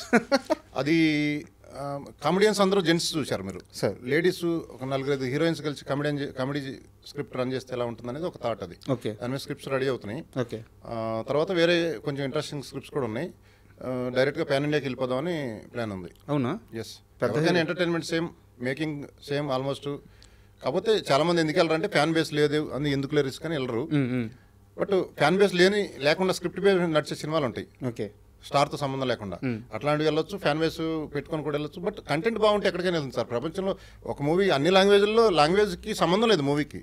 మూవీ ఒకటే లాంగ్వేజ్తో సంబంధం లేకుండా ఆడియన్స్ ఎంజాయ్ చేసేది. సో ఇప్పుడు ఏ హీరోతో చేయాలనుకుంటున్నారు? మనం పెద్ద హీరోలతో ఇప్పుడు చేసే పరిస్థితి లేదు సార్. పెద్ద హీరోలు will make small heroes as a big heroes. అంటే నేను అడిగేది, ఒకవేళ ఛాన్స్ వస్తే ఏ హీరోతో మూవీ చేయడానికి బాగా ఇంట్రెస్ట్గా ఉన్నారు? డబ్బులు ఉండాలి కదా సార్. అంటే డబ్బులు ఉంటేనా సార్? నిజంగా నా దగ్గర డబ్బులు ఉంటే నేను హీరోలందరినీ భాగస్వామ్యం చేసుకుంటా, పెద్ద హీరోలని. ఓకే, సినిమాలో 50% మీరు ఇన్వెస్ట్ లాగా కొంత రెమ్యూనరేషన్ ఇచ్చి, ఫస్ట్ థింగ్. రెండోది వాళ్ళు కూడా ఆడియన్స్ని ఎంటర్టైన్మెంట్ ఇయటమే కాకుండా ఓవరాల్ వాళ్ళ వెల్త్ని పెంచే విధంగా ఒక ప్లాన్ తయారు చేసే విధంగా మనం ఒక ఫ్యామిలీ లాగా మేము చేస్తాం. ఓకే, అది మటుకు గ్యారంటీ. ఊరికే జస్ట్ లైక్ రెగ్యులర్ ఫార్మాట్ అయితే చేసే క్వశ్చనే లేదు. సంథింగ్ డిఫరెంటే ఉంటుంది మనం దిగామంటే. సార్ మీరు ఇంటర్వ్యూకి వస్తున్నారని తెలిసిన తర్వాత నేను కొంచెం మీ బ్యాక్గ్రౌండ్ చెక్ చేశాను అనమాట. నాకు అప్పుడు చెక్ చేసినప్పుడు తెలిసిందంటే మీరు కొత్తగా అయితే ఇండస్ట్రీలో కొత్తగా వచ్చారు, కానీ ఇక్కడ ఇండస్ట్రీలో పీపుల్ కానీ ఇక్కడ ఉండే కొంతమంది నిర్మాతలు కానీ డైరెక్టర్లు కానీ వీళ్ళెవరు మీకు కొత్త కాదు, ఆల్రెడీ అందరితో పరిచయాలు ఉన్నాయి. ఇంకా గట్టిగా చెప్పాలంటే మీరు ఫోన్ కాల్ చేసి ఇక్కడ కొంతమంది హీరోలని, కొంతమంది డైరెక్టర్లని సెటిల్ కూడా చేపించారు. ఇప్పుడు వాళ్ళ కెరీర్లు బాగున్నాయి. స్టార్టింగ్లో వాళ్ళందరికీ హెల్ప్ చేసింది మీరే. ఇక్కడ నా డౌట్ ఏంటంటే, మీరు నిర్మాతగా ఇండస్ట్రీలోకి వస్తున్నప్పుడు ఇది ఇప్పుడైతే సినిమా పెద్ద సక్సెస్ అయింది, వర్జిన్ బాయ్స్ అందరికీ తెలుసు, సో రీచ్ ఉంది. బట్ మీరు ఈ సినిమాకి ప్రెస్ మీట్లు పెట్టేటప్పుడు, ఈ సినిమాని ప్రమోట్ చేసేటప్పుడు ఆ హీరోలు కానీ ఆ స్టార్స్ కానీ ఎవరు ఎందుకు సార్ మీ సినిమాని ప్రమోట్ చేయలేదు? ఒకటి సార్, మన ద్వారా ఎదిగిన వాళ్ళు పెద్ద హీరోలు అయినప్పుడు చాలా ప్రొడ్యూసర్స్ని చూసుంటారు. అదే ప్రొడ్యూసర్ తర్వాత ఎదిగిన హీరోలు వీళ్ళ నెంబర్లు మళ్ళీ ఎత్తన పరిస్థితుల్లో ఉన్నారు. అవునా? అంతకంటే దుర్మార్గం ఏమో సార్. ఎస్. ఇప్పుడు నేను కొన్ని సినిమాలకి ఫ్రెండ్ని చెప్పి అటాచ్ చేసి ప్రొడ్యూసర్లని, వాళ్ళు అప్పుడు కెరీర్ లోలో ఉన్న హీరోలు డైరెక్టర్లు కూడా పెద్దవాళ్ళు అయ్యారు. మన వాళ్ళని డబ్బులు అడగము. నేను డైరెక్ట్గా ఆయన వాళ్ళు ఫోన్ చేస్తుంటే ఎత్తన పరిస్థితి ఉంది. ఆ నిర్మాత ఫోన్ చేస్తే? ఎస్. ప్లస్ కల్పించింది నేనే. నేను చేయడం కంటే ఆయన డైరెక్ట్ ప్రొడ్యూసర్ కదా అని చేసాం. అవును. సో వాళ్ళు ఫోన్లో ఎత్తన పరిస్థితి అంటే అసలు ఊహించుకోండి ఆ సిచ్యువేషన్ ఎలా ఉంటుందో. వీళ్ళ కోసం ఎన్ని కోట్లు ఖర్చు పెట్టి వీళ్ళని హీరోలుగా చేస్తే అంతే కదా. ఒక కాజ్ ఆఫ్ యాక్షన్ ఏంటి? ప్రొడ్యూసరే కదా వాళ్ళని హీరో అవ్వాలంటే డబ్బులు పెట్టుకోవడం ముందు ఉండాలి కదా. సో చేసినప్పుడు తిరిగి కర్టసీగా అందరిని అంటలేదు, కొంతమంది తిరిగి కర్టసీగా బాగున్నారా ఏంటి ఎలా మాట్లాడేవాళ్ళు కొంతమంది ఉన్నారు, ఫోన్లు చేస్తే ఎత్తనోళ్ళు కొంతమంది ఉన్నారు. వీళ్ళు పదే మదన చూడాలి. అప్పుడు ఆ డబ్బులు లాస్ కంటే కూడా దీనికి ఎక్కువగా వీళ్ళు ఇదైపోతారు సార్. నేను ప్లస్ ఏంటంటే ఇంకోటి, మన టైటిల్ చూసి కొంతమంది ఇదేదో కొద్దిగా నా బోల్డ్ సినిమా ఉండొచ్చు, మళ్ళీ మనకు ఒక ఇమేజ్ వస్తుంది టీజర్ లాంచ్కి వెళ్తే అది ఇది అనుకుని ఉండొచ్చు అని నాకు అర్థమైంది. ఒక పెద్ద డైరెక్టర్ గారు కూడా చేస్తామన్నారు, వెంటనే టైం పెట్టారు. ఈ సినిమాకి ఆయన యాప్ట్ అయితే బాగుంటుంది, యాప్ట్ ఉంటుందని అనుకున్నా. టీజర్ లాంచ్కి కామెడీ ఉంది కాబట్టి చాలా పెద్ద డైరెక్టర్, చేసేద్దాము అని టైం చెప్పారు. తీరా టైటిల్ చూసిన తర్వాత అయ్యా ఈ టైటిలా ఏమనుకోవద్దు, నాకు సినిమాలు ఇట్లాంటి కామెడీ ఇంట్రెస్టే, కాకపోతే ఇప్పుడిప్పుడే వేరే ఇమేజ్ క్రియేట్ చేసుకున్నాను, మళ్ళీ అది మంచిగా అట్లీస్ట్ ఫోన్ చేసి చెప్పారు, we should respect that director. నాకు అర్థమైంది. So I really respect that director. నాకు ఆయన వచ్చి లాంచ్ చేసిన దానికంటే ఎక్కువ ఆనందంగా ఉంది ఆయన ఫోన్ చేసి ఆ మాట చెప్పడం వల్ల. అంటే నో ప్రాబ్లం, ఈ టైటిల్కి మేబీ అది ఒక్కొక్కరు పర్సెప్షన్, నో ప్రాబ్లం, దానికి ఇష్యూ కాదు. అట్లీస్ట్ ఆ కర్టసీ ఫోన్ చేసి ఇట్లా ఉంది పరిస్థితి ఇది అని చెప్తే అసలు అది నాకు జోష్ ఇచ్చింది. ఆయన కూడా ఫోన్ చేయకుండా ఉండుంటే నేను డల్గా ఉండేవాడినేమో. ఓకే. సో ఆ డైరెక్టర్ పేరు సమయం వచ్చినప్పుడు చెప్తాను, మీకు అర్థమైంది. ఓకే. సో ఉన్నారు చాలా మంచి టాపు, అంటే తిరిగి ఫోన్ కాల్ చేసి చెప్పే వాళ్ళు ఉన్నారు. అసలు అంతెందుకండి, చిన్న చిన్న మధ్యతరగతి మిడ్ సైజ్ హీరోలు కూడా పెద్ద హీరోలని ఫీల్ అయిపోయి వాళ్ళకి ఒక్క హిట్ లేకపోయినా కూడా పోజులు కొట్టే సందర్భాలు కూడా ఉన్నాయి. అది కూడా మారాలి దృక్పథం. మళ్ళీ వాళ్ళ మీద కూడా బ్యాటింగ్ స్టార్ట్ చేశారా? అట్లా బ్యాటింగ్ అని కాదు, నేను ఓవరాల్గా ఒక పాజిటివ్ దృక్పథంతో ఉంటే అందరికీ అన్నీ బాగుంటాయని చెప్తున్నాను. సార్ ఇక్కడ నా డౌట్ ఏంటంటే, సో ఈ హాఫ్ అన్ అవర్ నుంచి మిమ్మల్ని చూస్తున్నాను, మీతో మాట్లాడుతున్నాను. సో మీ మైండ్ సెట్ ఏందో నాకు అర్థమవుతూ ఉంది. మీరు సినిమాల్లోకి రావాలనుకుంటే, ఇక్కడ మీరు ప్రొడ్యూసర్గా స్టార్ట్ చేయాలనుకుంటే, ఇలాంటి కథతో కాకుండా, ఇలాంటి ఒక బోల్డ్ స్టోరీతో కాకుండా మీరు ఇంకో మంచి కథతో కూడా వచ్చి ఉండొచ్చు. ఎస్. అండ్ ఎందుకు ఆ ప్లాన్ చేయలేదు? దీంతోనే ఎందుకు వచ్చారు? వర్జిన్ బాయ్స్తోనే ఎందుకు వచ్చారు? నాకు ఫస్ట్ చెప్పింది, నాకు వచ్చింది ఆ దృష్టికి ఆ కథ. అప్పుడు ఓకే, నాకు నచ్చింది. ఇది సినిమా చూసిన తర్వాత అనుకుంటారు ప్రతి ఒక్కళ్ళు కనెక్ట్ అయ్యే మూవీ. ఆ కామెడీ కానీ, కాలేజీలో సీన్స్ కానీ, లవ్ కానీ ఓవరాల్గా నచ్చింది. ఏ మూవీలో తీసుకున్నా ఏదో ఒకటి ఉంటుంది. బట్ ఇది అన్నిటికంటే నాకు ఆ రోజు బెటర్ అనిపించింది డెఫినెట్లీ. ఓకే. ఇంకేముంటాయి జానర్స్ చెప్పండి? కామెడీ, లవ్, ఇంకో నరుక్కోవడం, కొట్టుకోవడం, suspense thriller, murder mystery, technology based, ఎటు చూసినా కళాఖండాలు, ఈ 4-5 కదా జానర్స్. సో ఇది కామెడీ జానర్ అనేది, కామెడీ అంత ఈజీ కాదు. కామెడీ బండి ఆడియన్ నవ్వటం అంటే అన్నిటికంటే బిగ్గెస్ట్ టాస్క్ అది. అవును. ఇప్పుడు ఆహ్లాదంగా నవ్వుకోవటమే కావాలి. మా సినిమా చూసి పడుకుంటే ప్రశాంతంగా నిద్ర పట్టిద్ది. అదే నరుకుడు, రక్తం చూసి పడుకుంటే డిస్టర్బ్ నిద్ర వస్తుంది. నేనే ఎక్స్పీరియన్స్, నేనే ఫీల్ అయ్యా చాలాసార్లు. కొన్ని పెద్ద పెద్ద సినిమాలు నరుకుడు, కొట్టు అన్ని చూసిన తర్వాత సినిమా బాగానే ఉంటుంది, థ్రిల్, బట్ నిద్ర ఎట్లా పోయావనే దాన్ని బట్టి కూడా కొలమానం ఉంటుంది. సార్ అంటే ఇది సినిమా కాబట్టి, ఒక మీడియం కాబట్టి, ఒక ఎంటర్టైన్మెంట్ చేయాలి కాబట్టి మీరు ఈ స్టోరీని ఎంచుకున్నారు కాబట్టి నేను ఇక్కడ మిమ్మల్ని ఎలాంటి తప్పు పట్టను. అండ్ మూవీ కూడా అడల్ట్ కామెడీ ఉన్నా దాన్ని క్లైమాక్స్కి వచ్చేలేక దాని ఎమోషన్ వేరు, ఆ స్కేల్, ఆ రేంజ్ దాటిపోయింది మూవీ. సో వేరే స్థాయికి వెళ్ళిపోయి ఒక ఎమోషనల్ టచ్ అయితే చేసింది. సో ఇక్కడ నేను 100% మీతో ఏకీభవిస్తున్నాను. బట్ అంతే శాతం నేను మిమ్మల్ని విభేదించే ఒక ఇన్సిడెంట్ కూడా ఉంది. మీరు ప్రెస్ మీట్లో యాంకర్తో డ్యాన్స్ చేసిన తరువాత, సో డ్యాన్స్ చేయడం కూడా మీ పర్సనల్ చాయిస్, నేను దాన్ని కూడా తప్పుపడను. తర్వాత మీరు మాట్లాడేటప్పుడు కొన్ని స్టేట్మెంట్స్ చేశారు. భార్యతో సరైన సంసార జీవితం లేని ప్రతి భర్త వర్జిన్ బాయే. ఉదయం ఒక అమ్మాయి నచ్చొచ్చు, సాయంత్రం ఒక అమ్మాయి నచ్చొచ్చు. మీలాంటి స్థాయిలో ఉన్న ఒక వ్యక్తి, ఇంత ఆలోచన విధానం ఉన్న వ్యక్తి చేయాల్సిన కామెంట్స్ అవి. సో కామెంట్స్ అంటే ప్రతి ఒక్కరిలో ఆ ఫీలింగ్ ఎక్కడో చోట వస్తుంది. ఎందుకంటే ఇప్పుడు సగం మంది డైవర్స్ ఇచ్చేసిన పరిస్థితి 40%, సగం మంది ఇవ్వలేక ఆడేమనుకుంటే ఏమనుకో బలవంతంగా కలిసి ఉండే పరిస్థితి నలిగిపోతూ. ఇప్పుడు మూడో పరిస్థితి కూడా యాడ్ అయింది. మూడో పరిస్థితి ఏంటి? ఫసక్ భర్తను వేసేయడం, భార్యను వేసేయడం జరుగుతున్నట్టుంది. అది ఇంకా ఘోరము. సో ఇన్ని రకరకాల మ్యారేజ్ వ్యవస్థలోనే ప్రాబ్లమ్స్ ఉన్నాయి. ఇప్పుడు ఒక మన సినిమాలో డైలాగ్ ఉంటుంది, ఒక అమ్మాయి నీ మీద ఎవరు చేయాలో సమాజం డిసైడ్ చేయాలా, నువ్వు డిసైడ్ చేసుకోవాలా. అది పవర్ఫుల్ డైలాగ్ చాలా ఉన్నాయి. సినిమా చూస్తే మీకు అర్థమవుతుంది. సో మీరు అడిగిన క్వశ్చన్ ఏంటి? సో భార్యతో సంసార జీవితం. వర్జిన్ బాయ్ అంటే మీనింగ్ గురించి చెప్పాను నేను. వర్జిన్ బాయ్ అనేది వర్జినిటీ నా మీనింగ్ ఏంటంటే, నా మీనింగ్ అది కాదు. నా మీనింగ్ ఏంటంటే మనసావచ్చ కర్మనాతో ఇద్దరు తృప్తిగా వర్జినిటీ పోగొట్టుకుంటేనే పోయినట్టు.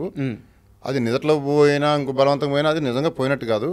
భార్యతో కూడా ఇష్టం లేకుండా కలిసినా పోయినట్టు కాదు. టెక్నికల్గా మాట్లాడితే అది ఇష్టపూర్వకంగా మనసావచ్చ కర్మనాతో కలిస్తేనే ఆ ఎమోషనల్ ఫీల్ ఉండాలి. ఆ ఎమోషనల్ ఫీల్ లేకుండా పోయేది రియల్ వర్జినిటీ కాదు. అట్లా డిస్సాటిస్ఫైడ్ అమ్మాయి కావచ్చు, అబ్బాయి కావచ్చు ఉండే, అది ఆ కంటెస్ట్లో చెప్పాను నేను. డిస్సాటిస్ఫైగా ఉండేవాడు ఇంకా తెలుసు కదా వాడి పరిస్థితి ఎలా ఉంటుందో. ఆ లేడీ కానీ జెంట్స్ కానీ డిస్సాటిస్ఫైగా ఉంటే వాళ్ళు వర్జిన్స్ కంటే ఇంకా హీనం వాళ్ళు. సార్ అండ్ రాజా గారి నెక్స్ట్ స్టెప్ ఏంటి సార్? అంటే ఇండస్ట్రీలోకి వచ్చేసారు, పాలిటిక్స్లో కూడా ఎంటర్ కాబోతున్నారా? పాలిటిక్స్ మనకి ఏం లేదు సార్, అట్లేం లేదు. మనకు ఆ ఫీల్డ్ మనకు దూరం. చాలా కాంటాక్ట్స్ ఉన్నాయంట కదా సార్? కాంటాక్ట్స్ ఉండటం వేరు, మనం దాంట్లో దిగటం వేరు. ఓకే. నాకు అందరూ పరిచయమే, అందరూ పలుకుతారు. ఇప్పుడు ఇది కూడా గవర్నమెంట్ సపోర్ట్ ఏమైనా కావాల్సిన నేను మాట్లాడగలుగుతాను. మీరు పలానానికి సబ్సిడీలు ఇవ్వండి, ఇండస్ట్రీ గ్రో అవడానికి ఏమైనా నేను మాట్లాడగలిచి ముందుకు పోయే దానికి నేను ముందు సిద్ధంగా ఉంటాను. ఓకే. స్పీడ్గా నీకు సొల్యూషన్ కూడా తెస్తాను గ్యారంటీగా. సినిమా ఇండస్ట్రీలో అడ్రస్ చేయడంలో గ్యారంటీగా నా పార్టిసిపేషన్ చేయడానికి రెడీగా ఉన్నాను నేను. ఓకే. అండ్ ఫైనల్గా ఈ రివ్యూ సిస్టమ్ మీద ఎప్పుడైనా ఈ ఇష్యూ మీద మీరు ఆ పర్టికులర్ వ్యక్తి దగ్గర నుంచి ఏం కోరుకుంటున్నారు? ఒకటి సార్, నేను సిస్టంలో ఉండే లూప్ హోల్స్ బగ్స్ని ఫిక్స్ చేయాలని డిసైడ్ అయ్యా. నా ఒక్క మూవీ గురించి వాడు నెగిటివ్ చెప్పినా ఆడియన్స్ రివ్యూ 5/5 ప్రతి ఆడియన్స్ ఎంజాయ్ చేస్తున్నారు. ఆడియన్స్ పబ్లిక్ టాక్ ముందు ఈ రివ్యూస్ నథింగ్. బట్ అసలు public talk word of mouth వెళ్ళే ముందే వీళ్ళు కిల్ చేసే పరిస్థితి నా సినిమా కూడా వచ్చింది. అది దాటుకొని నా సినిమా ముందుకెళ్ళిపోయి స్క్రీన్లు కూడా పెరుగుతున్నాయి నిన్న సండే నైట్ నుంచి. అవును. సో నా సినిమాకు ప్రాబ్లం కాకపోవచ్చు, మిగతా సినిమాలు 2-3 రిలీజ్ అయినాయి. కేవలం రివ్యూస్ వల్ల కూడా అవి చాలా మంది ఆడియన్స్ దాటికి రాకుండా ఉండొచ్చు, అది పికప్ కాలేని పరిస్థితి ఉండొచ్చు. ఇక రేపు రాబోయే కింగ్డమ్ కానీ హరిహర వీరమల్లు కానీ ముందే రెడీగా మమ్మల్ని వేలలో డిమాండ్ చేశారు, వాళ్ళని లక్షలు చేయొచ్చు. ఇది బ్లాక్మెయిలింగ్కి లిమిట్ ఉండదు సార్. ప్రొడ్యూసర్ అన్ని కోట్లు పెట్టి ఖర్చు పెట్టినప్పుడు వాడు ఇంకా ఏదో ఇచ్చేద్దామని అని డిసైడ్ అవుతాడు.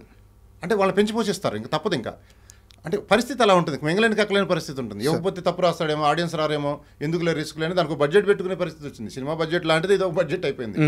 సో ఇది ఈ వ్యవస్థలో దీన్ని ఈ ఇష్యూని అడ్రస్ చేసి దాన్ని ఒకటి వేళతో ఇప్పుడే పీకేయాలి అనే దాంతో నాకు డైరెక్ట్గా కమెంట్ చేసిన వాళ్ళు పోల్చక్కేవాడు దొరికాడు. దానివల్ల అతను నా సినిమా ఇంపాక్ట్ అయ్యింది. సో ఆ పోల్చక్కేవాడు అడిగిన అమౌంట్స్ కానీ ఏదన్నా కానీ నా దగ్గర సర్టెన్ ప్రూఫ్స్ ఉన్నాయి. సో కాబట్టి వాడి మీద ఒక్కడి మీద పోలీసులు ఏంటి ఒకడి మీద చర్య తీసుకుంటే మిగతా వాళ్ళు చేయకుండా ఉంటారు కదా, ఏ ఇష్యూలు అయినా అంతే. ఇప్పుడు డ్రగ్ కేసులో ఎవరన్నా పట్టుకున్నాడు లోపల వేశారు, మిగతా వాళ్ళు భయం వేస్తుంది. రోడ్డు మీద సిగరెట్ తాగాడు పబ్లిక్లో, వాడిని పట్టుకుని లోపల వేశారు, ఇంకెవడో తాగడు. అట్లీస్ట్ వాళ్ళ డ్యూటీ వాళ్ళు చేస్తున్నారు. తెలంగాణ పోలీసు వాళ్ళని అప్రిషియేట్ చేయాలి, వెంటనే రియాక్ట్ అయ్యి వాళ్ళ డ్యూటీ వాళ్ళు చేస్తున్నారు. సో సినిమా ఇండస్ట్రీ గ్రో కావడంలో వాళ్ళ పాత్ర కూడా ఉంది ఇప్పుడు. సో వాళ్ళ డ్యూటీ వీడిని చూస్తే మిగతా వాళ్ళు భయపడతారు, ఓకే ఇది తప్పు ఇలా చేయకూడదు, సో అలా ఫేక్ రివ్యూలు మనం ఇవ్వకూడదు అని భయపడతారు. అప్పుడు కొంత కరెక్షన్ జరుగుతుంది. సో సొల్యూషన్ దొరుకుతుంది, అక్కడ దొరకపోయే క్వశ్చనే లేదు. ఓకే ఒకటి సార్, ఫ్రీడమ్ ఆఫ్ స్పీచ్ ప్రతిదానికి లిమిటేషన్ ఉంటుంది. లిమిటేషన్ దాటి చేసేదే పట్టుకొని తాట తీయాలి. ఎస్ తప్పేం లేదు. సో ఇంకా డైరెక్ట్ వారే ఎస్ తాట తీయటం ఖాయం. మనం తీయకల్లా పోలీసులే తీస్తారు. తాట తీయటం అంటే వాళ్ళకు ఉండే రూల్స్ పరిధిలో వాళ్ళని విచారించి వాళ్ళ నుంచి ఏం చేయాలో వాళ్ళ నుంచి చేస్తారు. ఇంకా ఫర్దర్ ఎటువంటి రిపీట్ కాకుండా. దానివల్ల వ్యవస్థ కిల్ అవుతుంది. ఇది చెప్పాను కదా, ఇప్పుడు తీవ్రవాది అనేవాడు బయట కంట్రీలో ఉంటాడు, వీడు మన మధ్యలోనే ఉండి ఒక చిన్న సైజు తీవ్రవాదిలాగా చెట్టు మీద కూర్చొని ఆ చెట్టునే నరుకుతున్నాడు. అది చాలా డేంజరస్ సిచ్యువేషన్లో ఉంది మూవీ ఇండస్ట్రీ పరిస్థితి, అసలుకే బాగాలేదు. ఇది ఒకటి యాడెడ్ మళ్ళీ. సార్ మామూలుగా ఇంకా ఫైనల్గా వచ్చేసి ఎప్పుడైనా సరే ఇండస్ట్రీలో ఒక సినిమా రిలీజ్ అయిపోతే ఆ సినిమా చాలా హడల్స్ ఫేస్ చేసిన తర్వాత ఒక సేఫ్ జోన్లోకి వెళ్ళిపోతే ఆ నిర్మాత హ్యాపీగా ఇంట్లోకి వెళ్ళి హ్యాపీగా నిద్రపోతాడు, కడుపు నిండా అన్నం తిని హ్యాపీగా నిద్రపోతాడు. సో ఈరోజు మీ సినిమా ఆ సేఫ్ జోన్లోకి వెళ్ళిపోయింది. బట్ ఇప్పుడు మీరు సినిమా రిలీజ్కి ముందు ఎంత ఫైట్ చేస్తారో అంతకంటే ఎక్కువ ఫైట్ చేస్తున్నారు. నా సినిమా గురించి నేను ఫైట్ చేయట్లేదు, అర్థమైంది. అదే లూప్ హోల్స్ గురించి ఫైట్ చేస్తాను. అవును. సో ఖచ్చితంగా మీలాంటి ఒక వ్యక్తి ఇండస్ట్రీకి అవసరం. అంటే ఇక్కడ ఇండస్ట్రీ పెద్దలు ఎవరు ఉన్నారో వాళ్ళతో కలిసి మీ ఆలోచనలు పుంజుకొని ముందుకెళ్ళడం చాలా అవసరం. మీరు చాలా త్వరగా ఆ పొజిషన్కి వెళ్తారని నేను అనుకుంటున్నాను. అండ్ మీ సేవలు ఇలాగే కంటిన్యూ చేస్తారని చెప్పి నేను అనుకుంటున్నాను. మీరు ఇలాగే ఇండస్ట్రీలో కంటిన్యూ అవుతూ రేపు మరో పెద్ద ప్రాజెక్ట్తో మరో పెద్ద సినిమా చేసిన తర్వాత అది సక్సెస్ అయిన తర్వాత మన ఇద్దరం మళ్ళీ ఇలాగే కూర్చొని ఓ మంచి ఇంటర్వ్యూ చేయాలని మనస్ఫూర్తిగా కోరుకుంటున్నాను. అండ్ మీ విలువైన సమయం మాకు ఇచ్చేందుకు చాలా థ్యాంక్ యూ సార్. చాలా థ్యాంక్ యూ. నేను ఇంకోటి కూడా చెప్పాలనుకుంటున్నాను, ఇదే ఎంటర్టైన్మెంట్ ఇండస్ట్రీ సరిగ్గా ఉంటేనే కదా మీరు కూడా ఇంటర్వ్యూలు చేయగలిగేది. అంతే కదా సార్. ఎంటర్టైన్మెంట్ ఇండస్ట్రీ కిల్ అయిపోతే మీరు కూడా సర్వైవ్ కాలేరు. ఖచ్చితంగా వాడు ఫేక్ రివ్యూలు ఇచ్చేవాడు కూడా సర్వైవ్ కాలేడు, వాడు అది కూడా వాడు చెప్తున్నాను నేను. So thank you so much watch చేసిన వాళ్ళందరికీ. మీ ఐడ్రీమ్ మీడియా నేను చూస్తుంటాను, చాలా నేర్చుకుంటాను కూడా మీరు చూసి. చాలా మందిని పిలిచి మాట్లాడుతుంటారు కదా, ప్రతి ఒక్కటి లెర్నింగ్ కర్వే, ప్రతిరోజు లెర్నింగ్ కర్వే. నేను మాట్లాడినవి కరెక్ట్ అంటలేదు, అందులో ఎంతో కొంత ఉంది, దాన్ని ఇంకా నేను కరెక్ట్ చేసుకుంటాను. తప్పులుంటే నేను మాట్లాడిన వాటిని వేరే వాళ్ళు తెలుసుకొని మొత్తం మీద ఒక ఇంప్లిమెంటేషన్ జరగాలి. నేను I'm ready for any good things. Thank you so much. Thank you sir.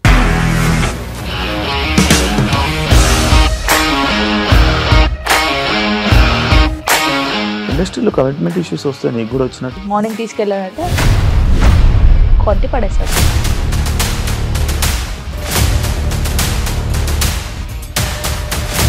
ఒక్కళ్ళు కూడా చూడలేదు ఈ సినిమా అని చెప్పడానికి కూడా చాలా ధైర్యం కావాలి. అది నిజం కదా, దాంట్లో ధైర్యం ఏంటి? నెక్స్ట్ డే ప్లేట్ మార్చేస్తే తప్పు కదా. As of now we are comfortable this అని నేను అనుకుంటున్నాను. రష్మిక గారిది మీది ఒకే ఊరు అంట కదా, నీకు కోపం వచ్చిందంటే బాగా తిట్టేత్తరా? తిట్టేద్దామండి. నిజంగా గేమ్ ని ఎలా చేంజ్ చేయగలిగారు? ఏపీఎస్ఎఫ్సి వాళ్ళకి 6 నెలల్లో నేను 6 లక్షలు కట్టా. బిజినెస్ చేయాలనుకుంటే it is as difficult as riding a tiger.